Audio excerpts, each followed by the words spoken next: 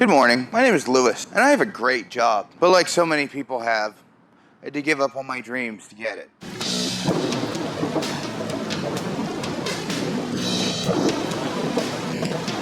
This is the office I share with two other people. As you can see, it's windowless and messy, but don't let that fool you. This is actually a great place to work, and the people I work with are amazing. I'm the IT manager for a .com. I work long hours and I have a lot of responsibility. I get paid reasonably well for it, but my work-life balance leaves a lot to be desired. My commute is long. I often have to work from home, on holidays, weekends, children's birthdays. It doesn't really matter. If something needs to get done, I'm expected to get it done. But that's not where I'm meant to be. That's not what I would call living my best life.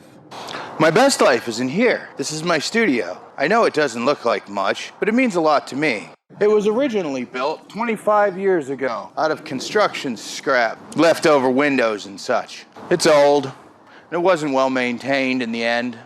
It's basically falling down around me.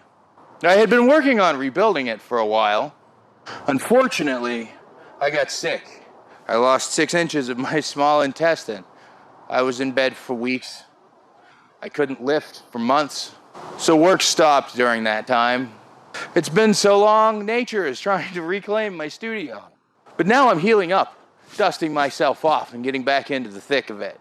I left home at a young age. Some would say far too young to chase my fortunes.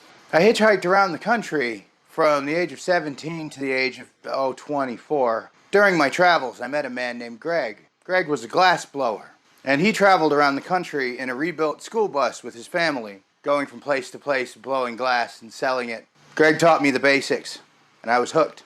My fiancée and I worked together, making glass art, jewelry, mixed media pieces, whatever strikes us at the time.